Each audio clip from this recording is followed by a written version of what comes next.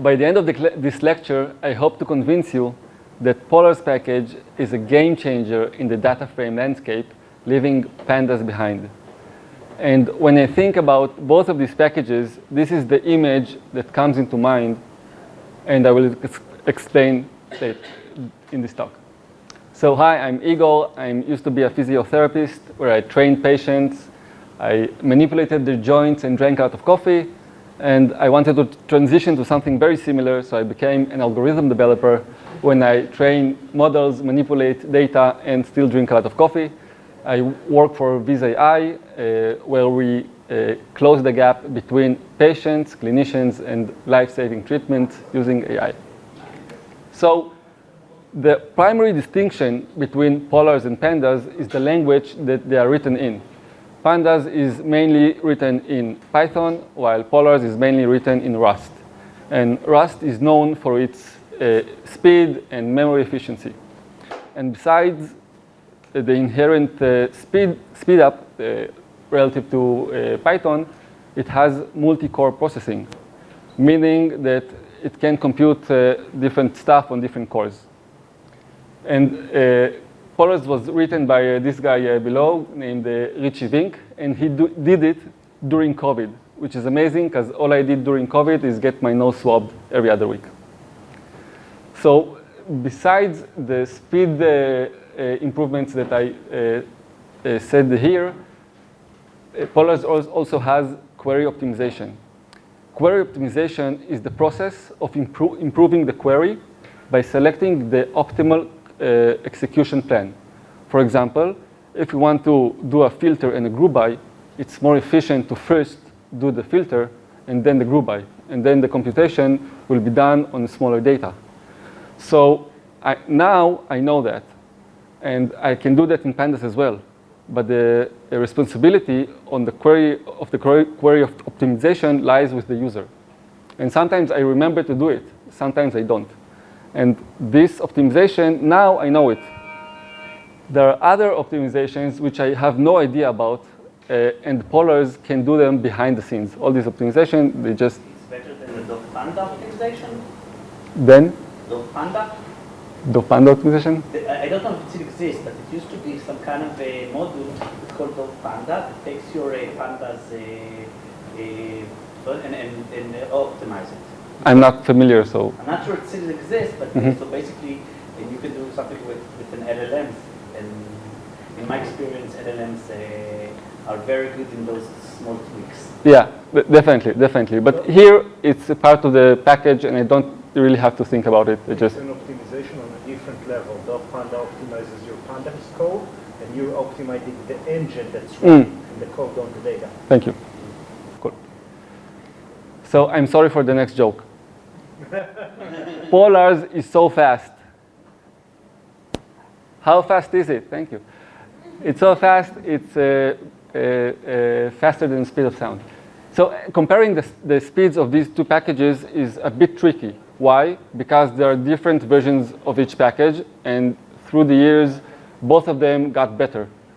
This is one thing. The other thing is the question of the proficiency of the user with each package.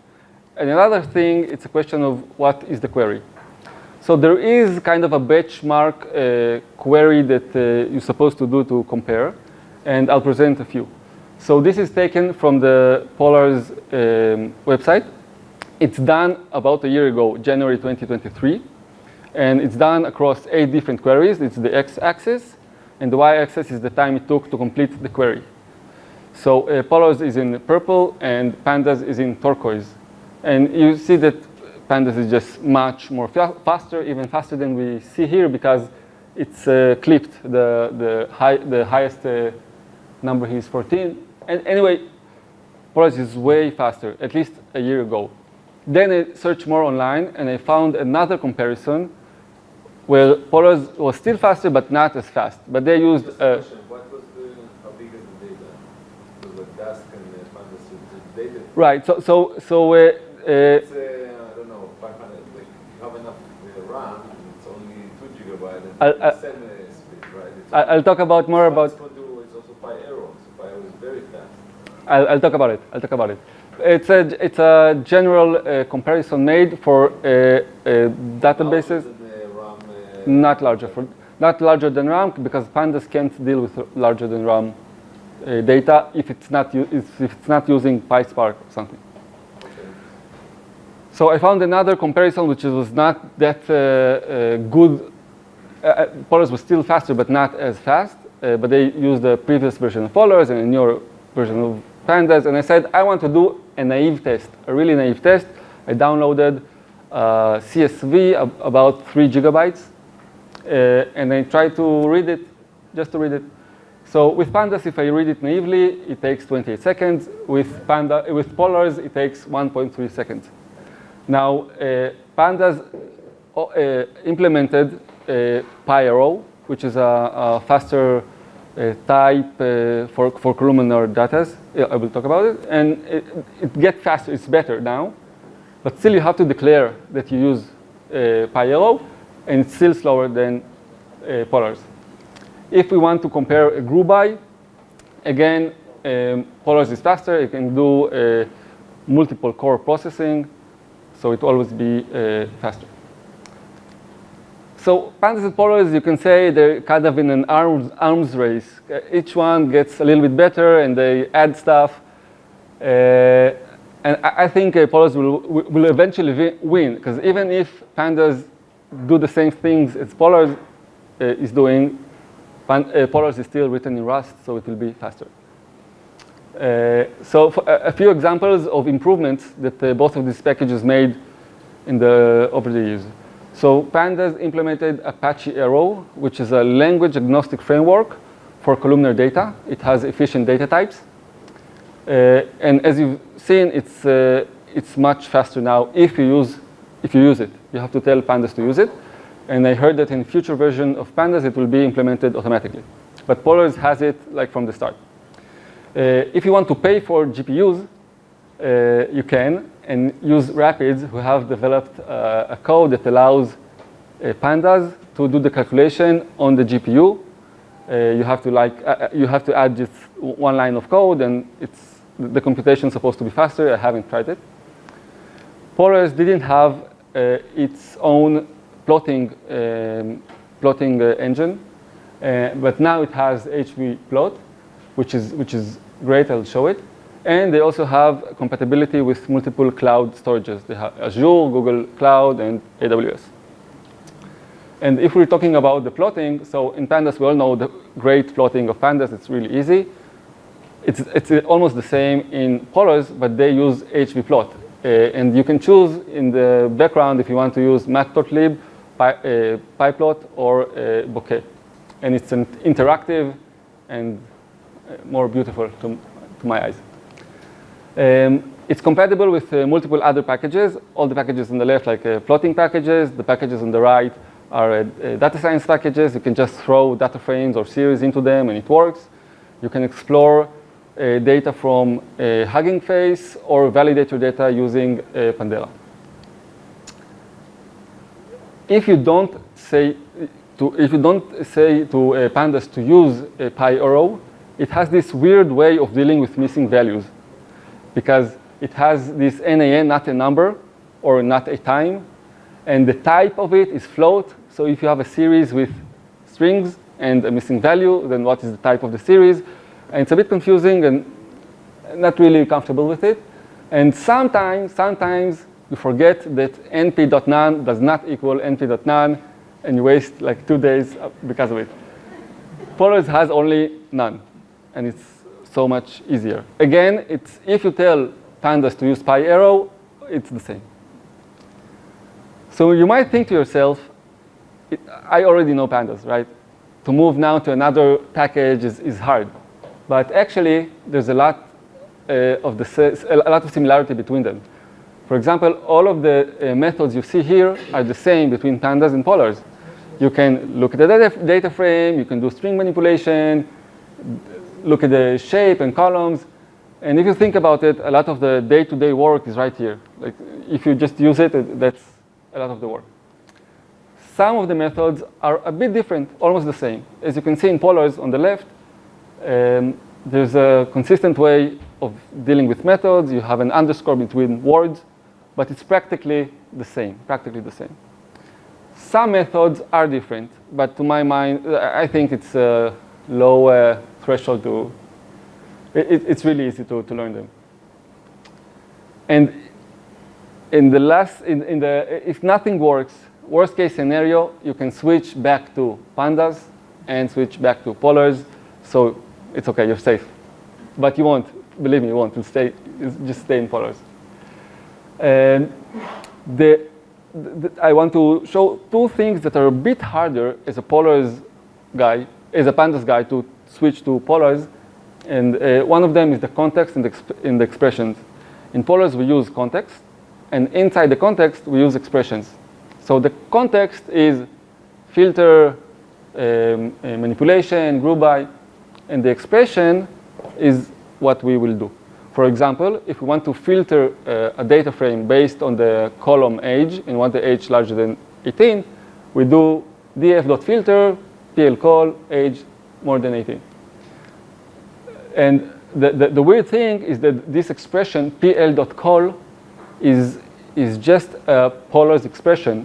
In Pandas, what do? We do this weird filtering with the Boolean mask of what we want. Here's just an expression. And behind the scene, Polars can do the query optimization, do the running across multiple cores, and we use it like that, and it's pretty easy. Another thing is the lazy mode versus the Igor mode. Not Igor, Igor mode. Yeah. In Pandas, everything is in Igor mode. Once you run the command, it just runs. In Polars, you can decide to use the Igor mode or the lazy mode. In the lazy mode, you run the command, and it doesn't do anything. It just creates the list of expressions. And once you decide to execute them, it optimizes and do all the nice things we talked about.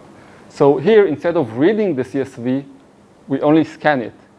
Polars reading the first 100 lines or another number if we tell it to infer the scheme, and that's it. And then we do a bunch of filtering and group by and whatever. And then we write .collect. .collect means execute the plan after improving it. And the other cool thing about Polars is it can deal with larger than RAM data.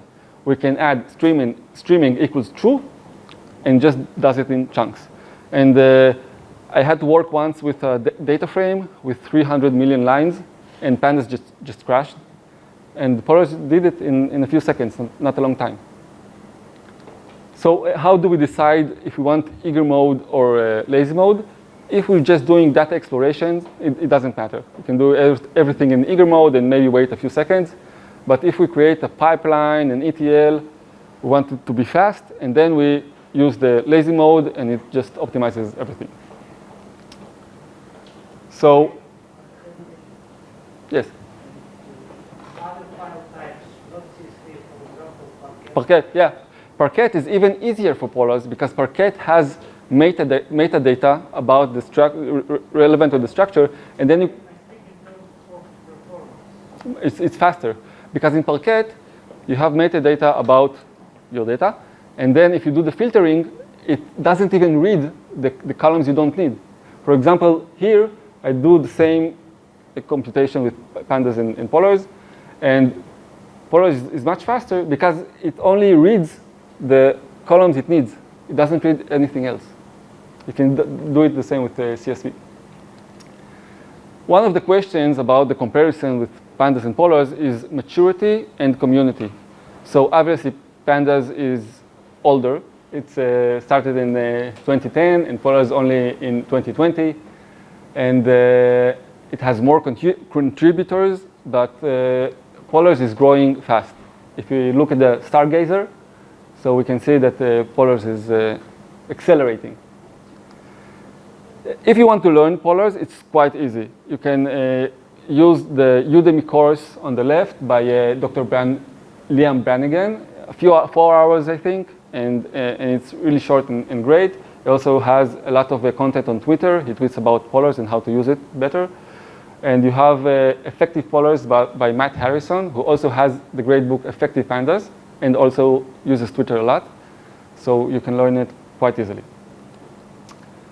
And in his book, he says, the Polars enthusiasts say, came for the speed, stayed for the syntax. There's something just so natural with Polars, then once you use it, you just stay with it. So even if Pandas replicate some of Polars' stuff, I think Polars is still better.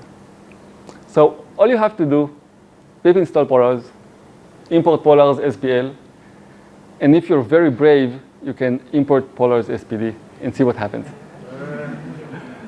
A quick bonus slide. Another annoying thing about Pandas, it has multi-index. Has anyone cursed multi-index? I did. It's terrible. You always try to break it down back. Pandas does not. Polars does not have it, and also Polars show you the shape. When you once you display the data frame and the types of the columns, which is nice. But in some cases, the multi-columns or multi-index are not our choice. Like once working in finance, and God forbid the guys who were doing that, and they were built in using those terrible structures. And yeah, so I don't know what happens if you read it as, yeah, I'm not sure. So I agree that it's something that you would try to avoid, but it's not always your choice. Yeah, but here I meant if you're doing a group by and you get this multiple index, it's annoying. I'm guessing that the Polars guys and ladies know it and just fix it and you can read it. I'm guessing. That's it. Any questions? About the optimization, so it's clear that Polars is faster if you're doing big compute operation. Mm-hmm. But if instead you're doing many small compute operations, does the optimization of Polars increase overhead as you have to optimize each one of the operations?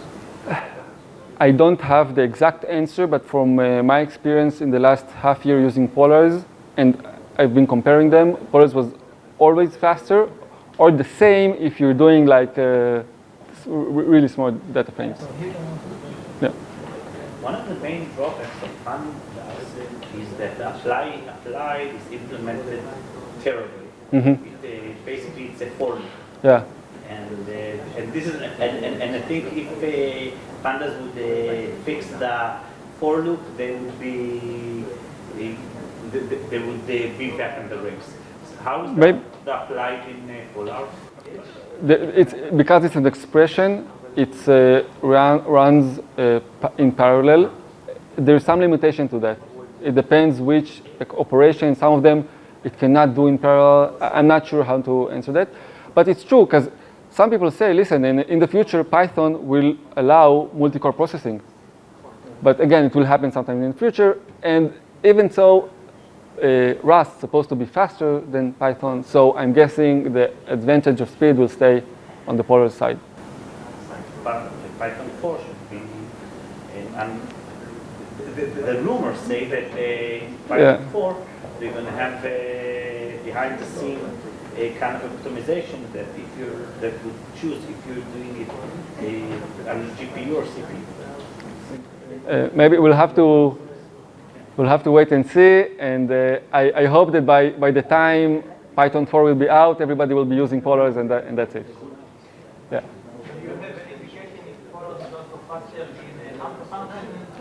Which function? Lambda function. Lambda function, like the apply functions?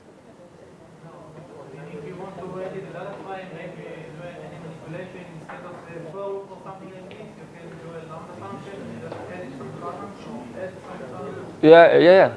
It's faster, definitely. So yeah, try it. Good. It looks to me that most of the optimizations you do are not directly from SQL.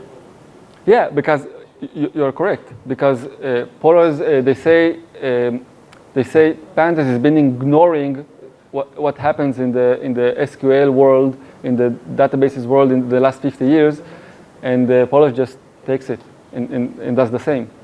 So SQL with the de-facto. I'm not sure. I'm not sure.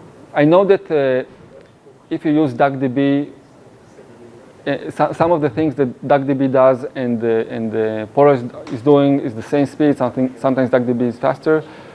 I'm not sure about the SQL and what engine it runs behind the scenes and if it's distributed or not. I'm not sure. Well, it's as optimized roughly as SQL. I mean, SQL has been optimized for decades. I know it uses some of the same optimizations. I don't know to say if they're better or not. Yes? So you showed several examples of functions that are different in full usage and you're trying to drop folders into large code bases that's already written in Pandas. How difficult is it to spot those changes and how much work opportunity cost is it? I believe it's pretty easy because again, most of the things we're doing with the data are kind of the same, and in the first frame that I show, most of the methods are quite the same. I don't think it's much. I believe after I've done this 4-hour course in Udemy, it was pretty easy and the documentation is great. So I don't believe it's a lot of work unless you have, I don't know, crazy Pandas stuff going on. Thank you.